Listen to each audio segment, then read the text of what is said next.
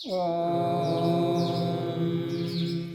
शन्नो मित्रः शं वरुणः शन्नो भवद्वर्यमा शन्नो इन्द्रो बृहस्पतिः शन्नो विष्णुरुक्रमः नमो ब्रह्मणे नमस्ते वायो त्वमेव प्रत्यक्षं ब्रह्मासि त्वामेव प्रत्यक्षं ब्रह्म वदिष्यामि ऋतं वदिष्यामि सत्यं वदिष्यामि तन्मामवतु तद्वक्तारमवतु अवतु माम् अवतु वक्तारम् ॐ शान्ति शान्ति शान्तिः।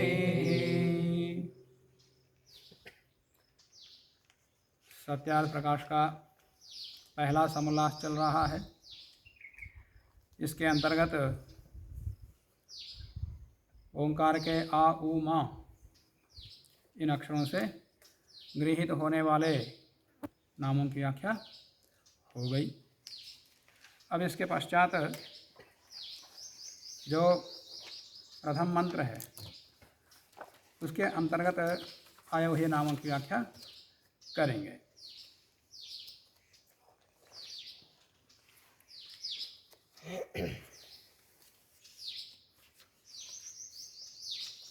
आदित्य राज्ञ आदि की व्याख्या हो गई। आदित्य का अर्थ सूर्य भी है, किसी का नाम हो सकता है, अन्य नाम भी हो सकते हैं, परंतु यहाँ जो निर्वचन किया वो परमात्मा के लिए किया, परमात्मा परक। तो स्वामी जी ने ये कहीं नहीं लिखा कि इन नामों से केवल परमात्मा का ही ग्रहण होता है। ऐसा लोग मानकर के आक्षेप करते हैं, परंतु परमेश्वर का ग्रहण होता है प्रकरणवश। जहाँ पर परमात्मा का प्रकरण है, परमात्मा का विशेषण है, तो वहाँ परमात्मा ग्रहण होगा।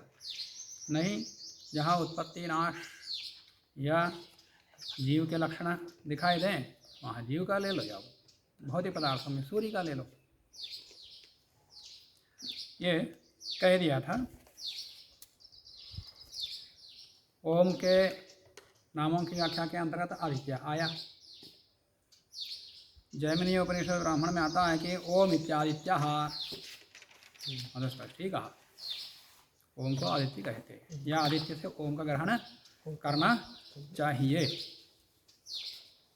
ओम इति आदित्य ओम इत्यादित्य जैमिनी उपनिषद 3:13-12। जैमिनी उपनिषद में ही आता है कि आदित्यो वै ब्रह्म, आदित्य ही ब्रह्म है। असो वै आदित्यो ब्रह्मा, ये शतपथ का वचन है। शतपथ 7:4-1:14।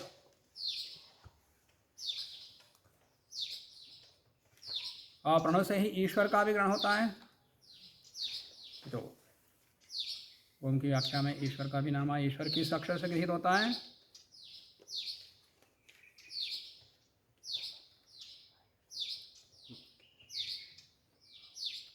ईश्वर नाम किस अक्षर से गृहीत होता है?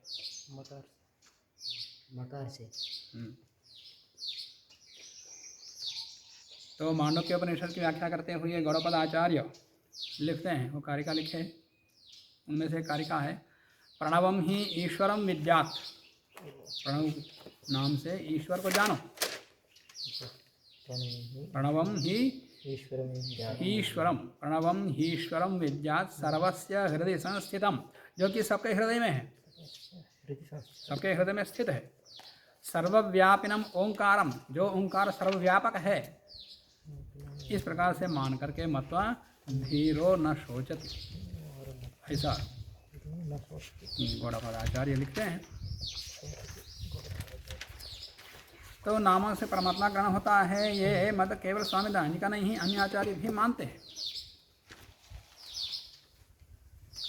अब आगे जो प्रथम मंत्र है, कौन सा मंत्र है प्रथम? सबसे पहले शन्नो। उस मंत्र से पहले ओंकार था, इसलिए ओंकार की व्याख्या पहले कर दिया। अब ओंकार की व्याख्या करने के पश्चात मंत्र का अंश या मंत्र व्याख्या हो जाता। मंत्र की व्याख्या करनी चाहिए, तो मंत्र की व्याख्या नहीं करेंगे, मंत्र में आए हुए नामों की व्याख्या करेंगे। माने मंत्र में गृहीत नाम परमात्मा के वाचक हैं, इनसे परमात्मा का ग्रहण करना चाहिए। इस उद्देश्य से यहाँ पर व्याख्यान करेंगे। ओम शन्नो मित्रः शं वरुणः, और मंगलाचरण में प्रार्थना के रूप में वही किया। इस मंत्र में मित्र आदि नाम हैं। इसमें मित्र, वरुण, अर्यमा, इंद्र, बृहस्पति, विष्णु, रुद्रम, ब्रह्मा आदि नाम इसके अंतर्गत हैं। क्योंकि अब इसमें परमेश्वर का ग्रहण क्यों होता है, ये परमेश्वर के नाम क्यों हैं? क्योंकि स्तुति, प्रार्थना, उपासना श्रेष्ठ की ही की जाती है। पहले बता दिया कि स्तुति केवल परमात्मा की, जो स्तुति करता है वो अपने से श्रेष्ठ की करता है, न कि अपने से निम्न स्तर की स्तुति कोई करता। तो चाहे जड़ पदार्थ सूर्य आदि कितने ही विशाल क्यों ना हो, परंतु वो मनुष्य से श्रेष्ठ नहीं है। मनुष्य से क्या, प्राणी से श्रेष्ठ नहीं है, किसी भी प्राणी से श्रेष्ठ नहीं है। वो भले ही कितना बड़ा क्यों ना हो, भले ही उसके ऊपर प्राणियों का जीवन आश्रित हो, परंतु वो श्रेष्ठ नहीं है। क्यों?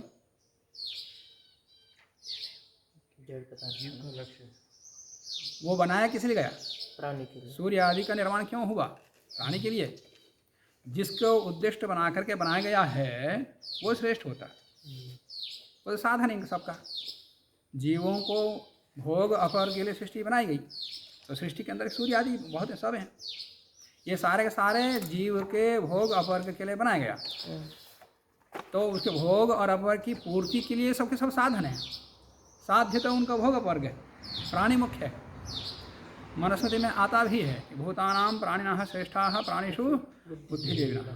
सभी भूतों में, चाहे भूत चाहे जड़ हो चाहे जड़ पदार्थ जो भी है, तो जड़ भूत हैं, इन सभी भूतों में भूतानाम प्राणिनः श्रेष्ठा, प्राणी श्रेष्ठ है। क्यों? प्राणियों के लिए सारे भूतों का, पंचभूतों का निर्माण हुआ। तो जिसके लिए पांच भूतों का निर्माण हुआ है वो भूत मुख्य है, इसलिए वो श्रेष्ठ है। तो भूतानाम प्राणिनः श्रेष्ठाः प्राणिषु बुद्धिजीविनः। उसमें कुछ निर्बुद्धि हैं, कुछ बुद्धिशाली हैं। तो निर्बुद्धियों की प्राणियों की अपेक्षा से बुद्धिमान जो प्राणी हैं वो श्रेष्ठ है। अबुद्धिमत्सु, बुद्धिमान प्राणियों में बुद्धिमत्सु नराः श्रेष्ठाः। बुद्धिमानों में मनुष्य श्रेष्ठ है, क्योंकि मनुष्य में सबसे ज़्यादा बुद्धि है। अन्य प्राणियों में इतनी बुद्धि नहीं है, परंतु उसको सीखना पड़ता, इतना अंतर है। उनमें बिना सीखे ही बुद्धि की कुशलता बहुत देखी जाती है। इंद्रियों की शक्ति बहुत ज़्यादा है, शारीरिक शक्ति भी बहुत ज़्यादा है, पर ये उसको विकसित करना पड़ता मनुष्य को। इसकी बुद्धि की कुशलता दिया, शेष इतनी शक्तिशाली नहीं दिया, पर बढ़ा सकता है। सभी इंद्रियों की शक्तियों को बढ़ा सकता है, मन की इंद्रिय की शक्ति बढ़ा सकता है, सबको बढ़ा सकता है, ये सामर्थ्य दिया है। तो बुद्धिमत्सु नराः श्रेष्ठाः नरेषु ब्राह्मणाः स्मृताः आदि आगे कहा। तो ये आदित्य आदि भूत चाहे कितने ही विशाल हो, कितने महत्वपूर्ण हो, वो स्तुत्य नहीं है, वो के साधन है। ये साध्य के लिए तो प्राणियों के लिए बनाया गया। वो प्राणी जड़ों की उपासना क्यों करेगा? अपने से श्रेष्ठ तो चेतनों में जो सबसे ज़्यादा श्रेष्ठ है, जैसे मनुष्यों में गुरु की, माता की, पिता की, जो अपने से बड़े हैं उनको, उनकी प्रार्थना करते हैं, उनकी पूजा करते हैं, उनका सम्मान करते हैं, उनकी स्तुति करते हैं। अपने से नीचे वाले को स्तुति करता, भले ही नीचे वाली स्तुति की जाती है, पर कब कोई छोटी उम्र में ही बड़ा विद्वान बना, योगी बना, सन्यासी बना, तो विद्या की दृष्टि से, योग्यता की दृष्टि से कम उम्र वालों की भी स्तुति की जाती है, उनका सम्मान किया जाता।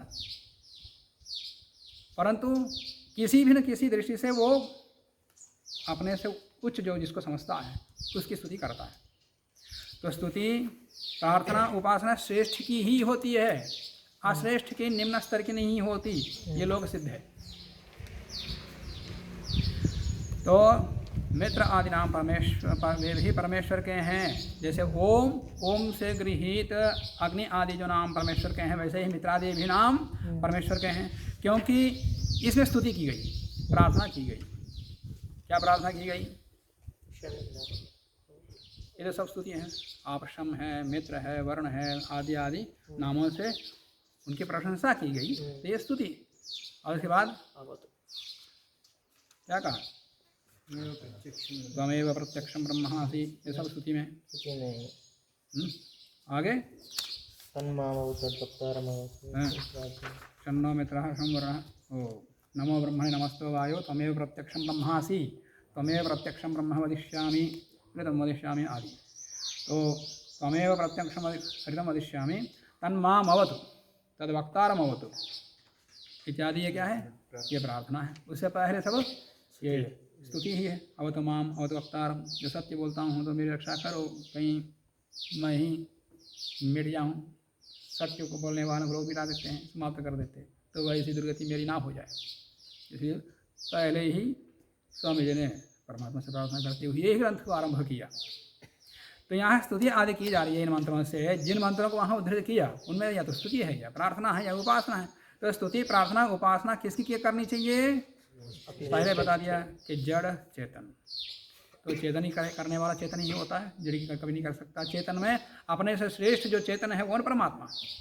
तो इसलिए कहते हैं कि स्तुति, प्रार्थना, उपासना श्रेष्ठ की ही की जाती है। और श्रेष्ठ किसको कहते हैं? उसका निर्वचन भी बताते हैं। श्रेष्ठ उसको कहते हैं जो अपने गुण, कर्म, स्वभाव और सत्य व्यवहारों में सबसे अधिक हो।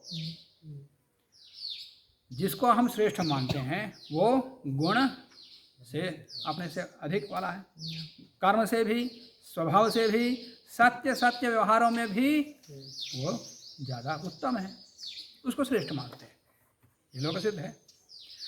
तो गुण, कर्म, स्वभाव और सत्य व्यवहारों में सबसे अधिक हो, तो ऐसे श्रेष्ठ मनुष्य बहुत हो सकते हैं। राजाओं में भी श्रेष्ठ, विद्वानों में भी श्रेष्ठ, सामान्य जनता में भी श्रेष्ठ अपने अपने स्तर के लोग रहते हैं। इन सारे श्रेष्ठों में एक सर्वश्रेष्ठ, एक श्रेष्ठों का श्रेष्ठ कौन? परमात्मा। तो उन सब श्रेष्ठों में भी जो अत्यंत श्रेष्ठ है उसको परमेश्वर कहते हैं। बस वही परमेश्वर है, जिसके तुल्य ना कोई हुआ, ना है, ना होगा। जिसको लोग ईश्वर मानते, परमेश्वर मानते, जिसको भी देव मानते, उपास्य मानते, वो किसी से उत्पन्न हुआ, कुछ दिन रहा, फिर बाद में चला गया, सदा के लिए नहीं।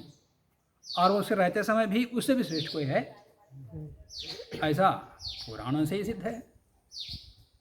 इस पुराण को छोड़ करके अन्य पुराण में जाओ, वो नीचे है, वो दूसरा वाला बड़ा है। शिव पुराण में जाएंगे तो शिव सबसे श्रेष्ठ बताया जाता है, विष्णु पुराण में जाएंगे तो विष्णु ही सबसे श्रेष्ठ है, ब्रह्म पुराण में जाएंगे तो ब्रह्म ही, देवी पुराण में जाए देवी ही श्रेष्ठ है, सिर्फ हम उसके नीचे हैं। पर यहाँ ऐसा नहीं, उसके कोई तुल्य ही नहीं, उसे बड़ा कैसे हो सकता है? ये कल्पित कथाओं में ऐसा हो सकता है, पर यथार्थ में नहीं होता। ऋषि मुनि ग्रंथ में ऐसा देखा नहीं जाता। उपनिषद में आता है, श्वेताश्वतर उपनिषद में, न तस्य कार्यम कारणम च विद्यते, न तत्समश्च अभ्यधिकश्च दृश्यते, परा अस्य शक्तिर्विविधेव श्रूयते, स्वाभाविकी ज्ञान बलक्रिया च। यही भाव यहाँ स्वामी जी ने लिखा। न तस्य कार्यम, न उसका कोई कार्य है, माने परमात्मा के उपादान कारण मान करके कोई अन्य जगत आदि उत्पन्न नहीं हुए। न तस्य कारणम, उस परमात्मा को कारण भी नहीं, हमारा परमात्मा किसी से उत्पन्न हुआ नहीं है, और स्वतः सिद्ध है।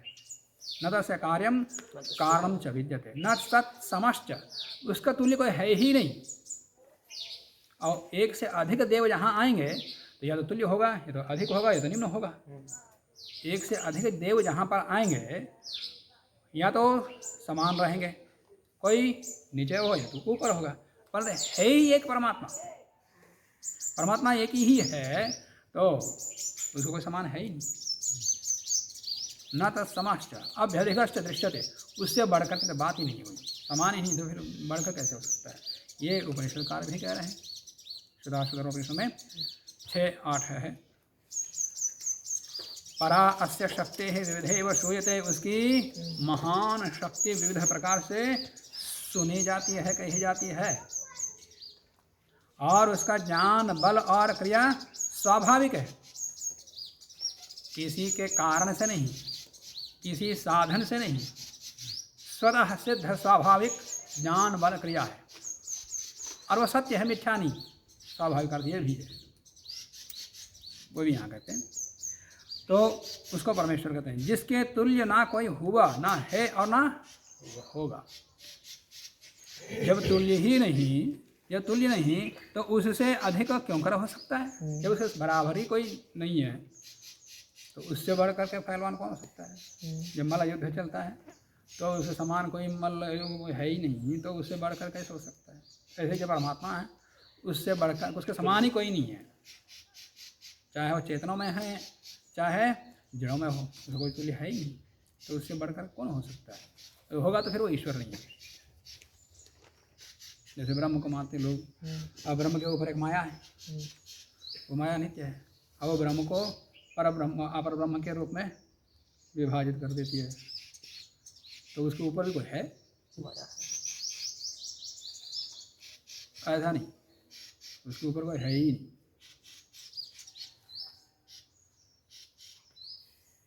जब तुल्य नहीं तो उससे अधिक क्यों कर हो सकता है? जैसे परमेश्वर के सत्य, न्याय, दया, स्वसामर्थ्य और सर्वज्ञादि अनंत गुण हैं, वैसे अन्य किसी जड़ व जीव पदार्थ के नहीं हैं।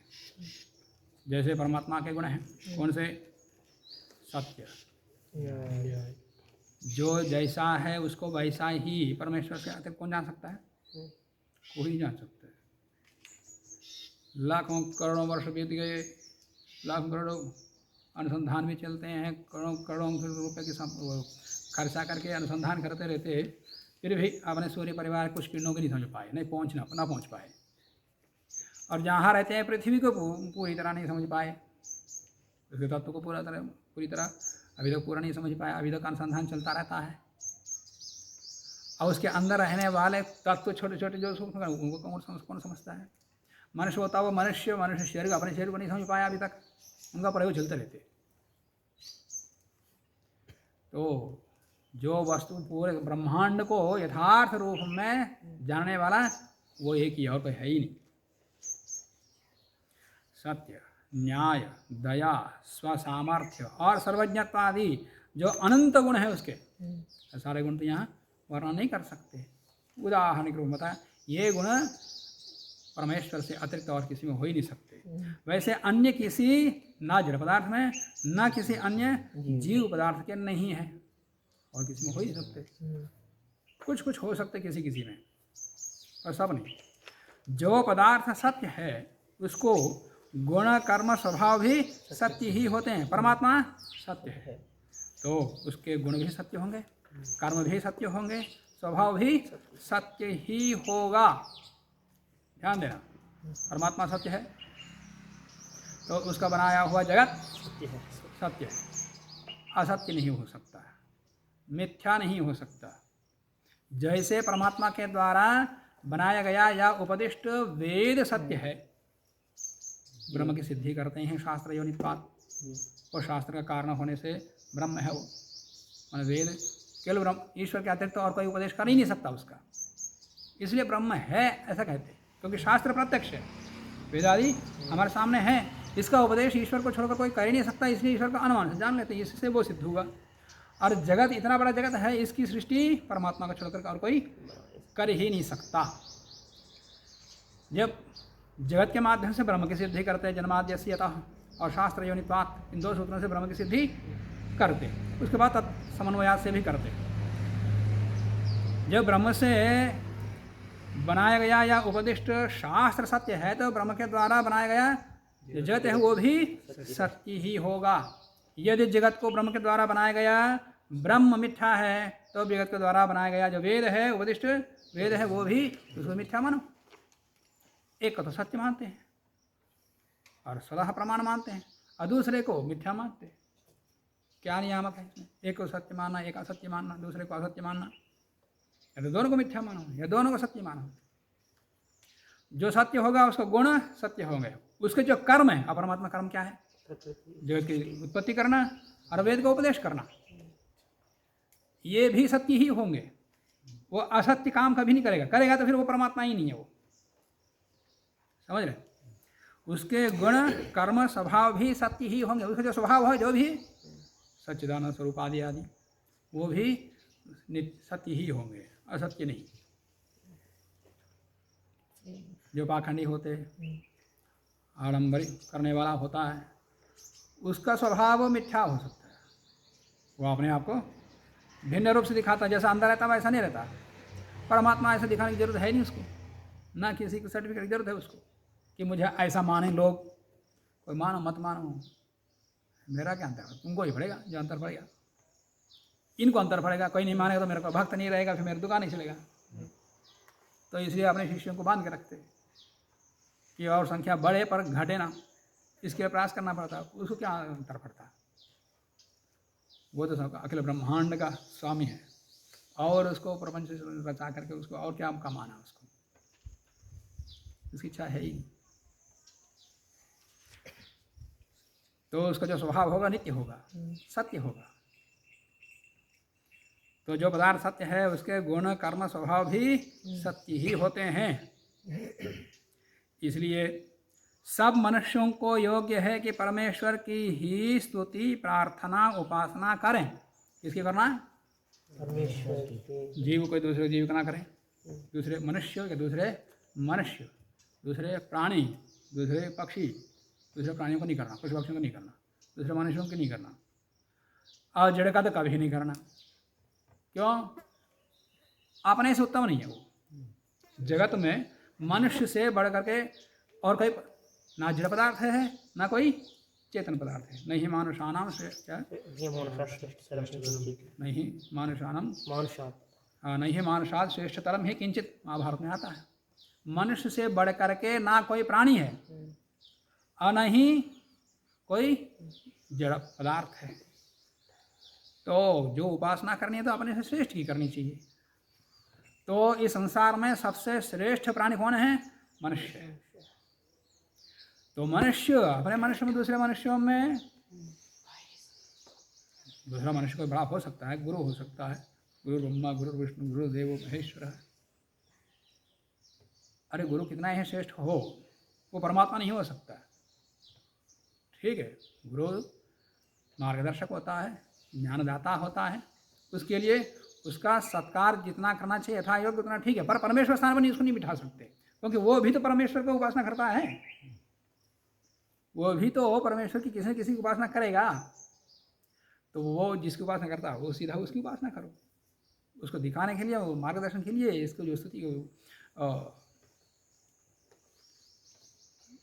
उसका सत्कार आदि जो करना करो। लोग कहते कौन किसकी घटना, कोई एक मुसलमान राजा उससे मांगने के लिए कोई आ गया था उसके पास, तो वो खुद ही नमाज पढ़ रहे थे। अकबर उसके पास कोई को मांगने आया था, तो वो नमाज का समय हुआ था, वो नमाज कर रहे थे।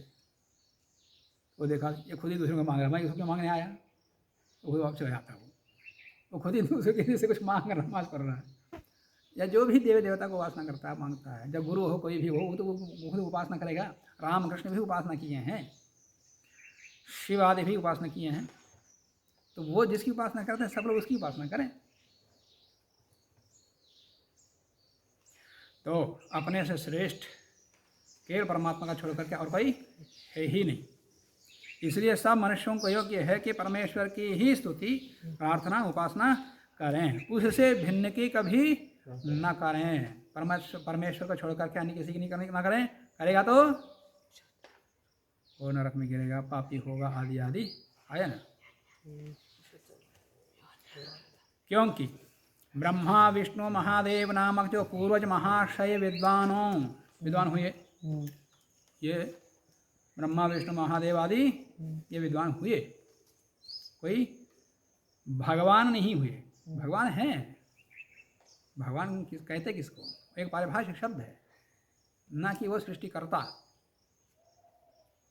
भगवान हम किसी को बुला सकते हैं, जो अपने से बड़े हैं, श्रेष्ठ हैं, राजा को भी, विद्वान को भी, ऋषि मुनियों को हम लोग पुकारते हैं, देखते हैं उपनिषदों में देखते हैं, कोई जाता है भगवान बोलते, एक समाज से वो सृष्टिकर्ता भगवान हो जाता क्या?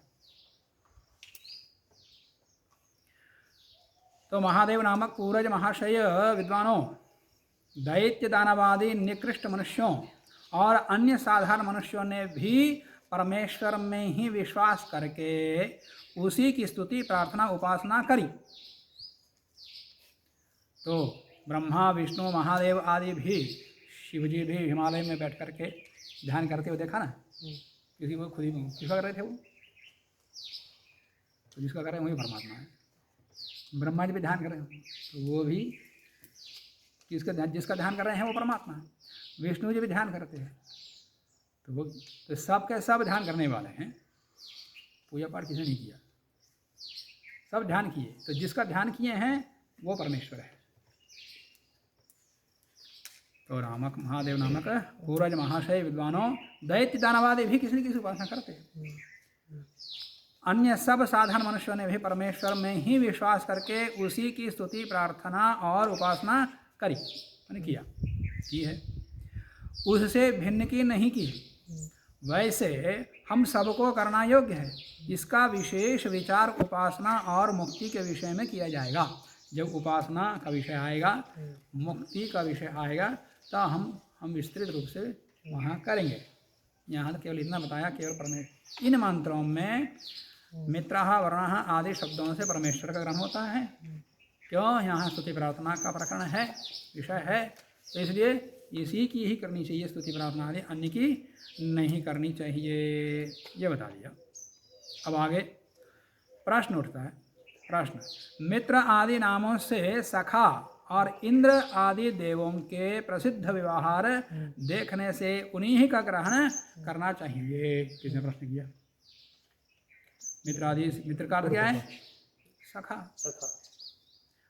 और इंद्र आदि से देवताओं का ग्रहण होता है, तो मित्र से यहाँ सखा अर्थ में।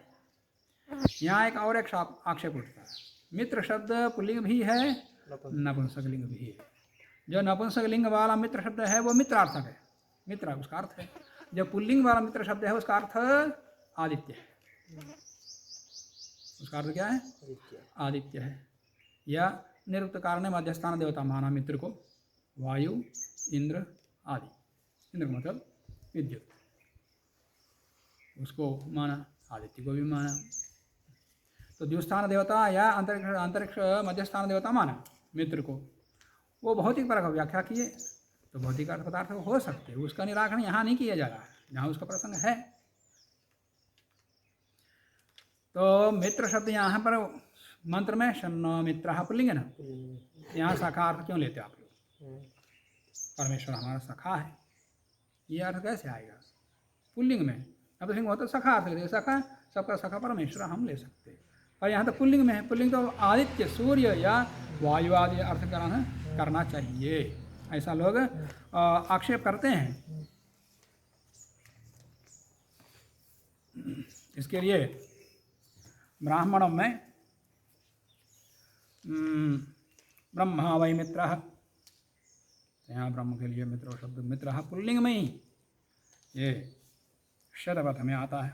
ब्रह्मा वै मित्रः शतपथ 4:1:4:1 और ब्रह्मा ही मित्रः, ये भी शतपथ वचन है 5:3:2:4। अनेकों स्थानों पर परमात्मा के लिए मित्र शब्द पुल्लिंग में आया। देवो देवानामसि मित्रादद्भुतः, ओ मित्राद्भुतः, ये देवों का देव है। कौन? परमेश्वर। और वो अद्भुत मित्र है, ये मंत्र कह रहा है, वो मित्राद्भुतः। और इसकी व्याख्या करते हुए सायन भी वहाँ पर, हे अग्ने देवानां सर्वेषाम् अद्भुतः महान मित्रो असि प्रौढ़ः सखासि, सबसे अधिक प्रौढ़ है, प्रगाढ़ है, मित्र हैं आप। ऐसा परमेश्वर पढ़ा कि अर्थ उन्होंने किया।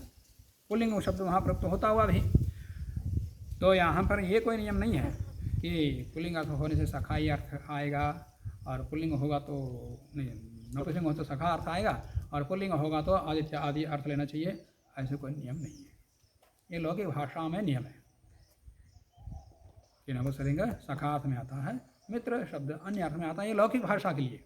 वेद की भाषा में परमेश्वर के लिए अनेकों स्थानों पर मित्र शब्द पुल्लिंग में आया। जैसे एक मंत्र आता है, त्वं जामिर जनानाम अग्ने मित्रो असि प्रिय सखा सखेभ्य ईड्यः। वहाँ ईड्यः स्तुत्य है, उपासनीय है, ऐसा वहाँ पर कहा। तो त्वं जामिर जनानाम अग्ने मित्रो असि प्रिय सखा, आप ही प्रिय सखा है। तो वहाँ मित्र भी कहा है, प्रिय सखा भी कहा। तो सखा अर्थ में प्रिय सखा प्रिय सखा है, और मित्र शब्द उसी के लिए आया, पुल्लिंग में आया। तो सखा अर्थ में मित्र शब्द वहाँ स्पष्ट ही है, मित्रो असि प्रिय सखा।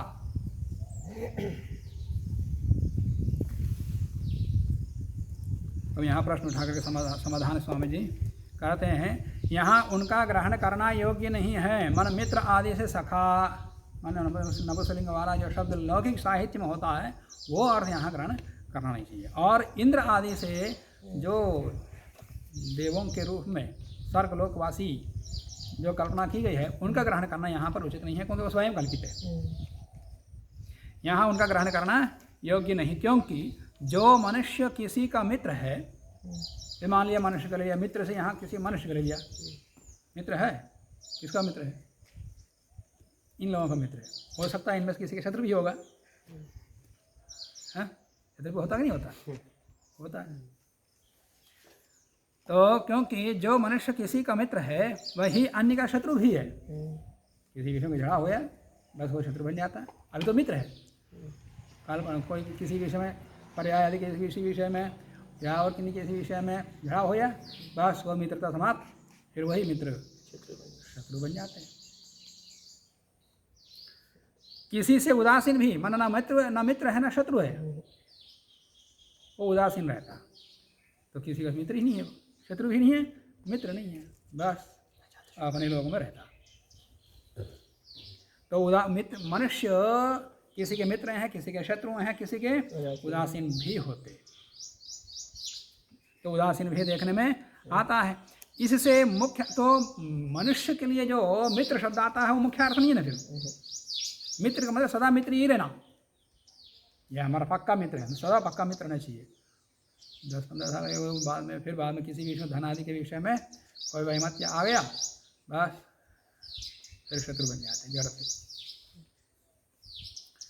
तो मुख्य मित्र शब्द का मित्रपन ये मनुष्यों में घटित नहीं होता। इससे क्या सिद्ध हो रहा है? मुख्य अर्थ में सखा आदि का ग्रहण नहीं हो सकता, किंतु जैसा परमेश्वर सब जगत का निश्चित मित्र है, संपूर्ण जगत का, संपूर्ण जगत में रहने वाले सभी प्राणियों का मित्र है, वो कौन है? परमेश्वर।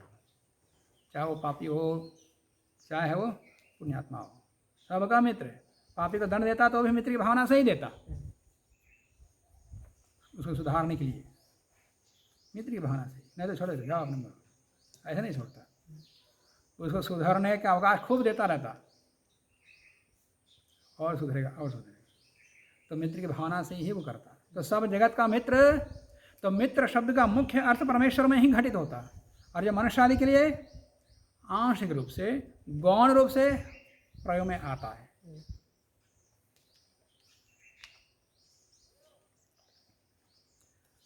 सभी मनुष्यों का मित्र है परमेश्वर,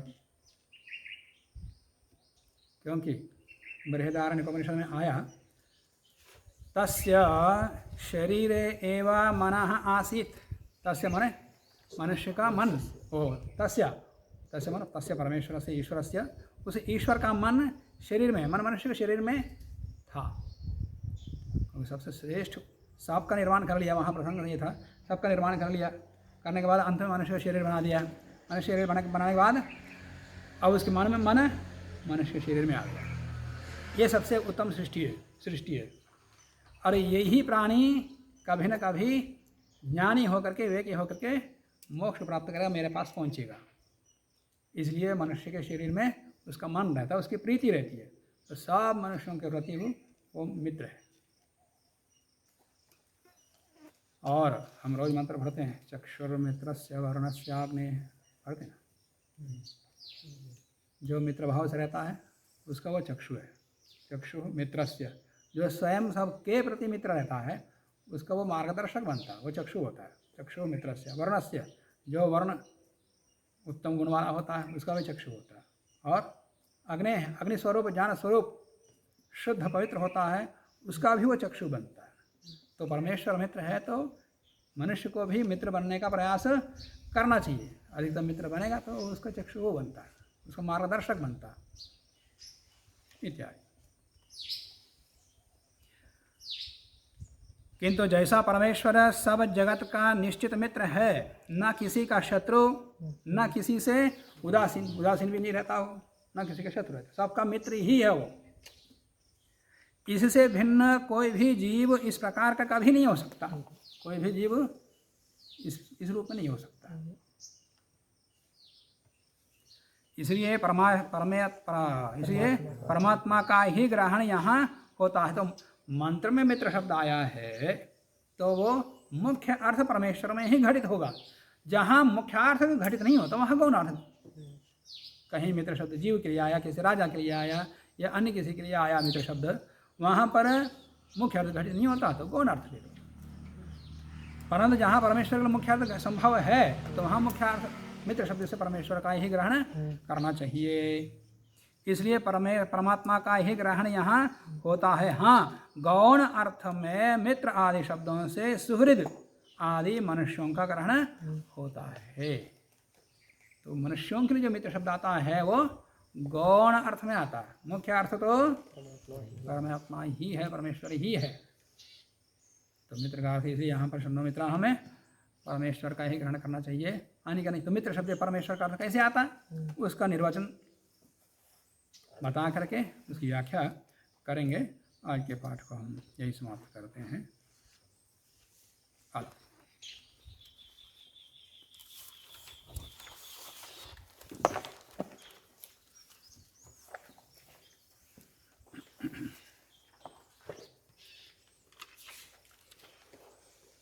ओम शन्नो मित्रः शं वरुणः शन्नो भवत्वर्यमा शन्नो इन्द्रो बृहस्पतिः शन्नो विष्णुरुक्रमः नमो ब्रह्मणे नमस्ते वायो त्वमेव प्रत्यक्षं ब्रह्मासि त्वामेव प्रत्यक्षं ब्रह्मावादिशं ऋतमवादिशं सत्यमवादिशं तन्मामावि तद्वक्तारमावि आवीन्माम् आवीन्वक्तारम्। ॐ शान्ति शान्ति शान्ति।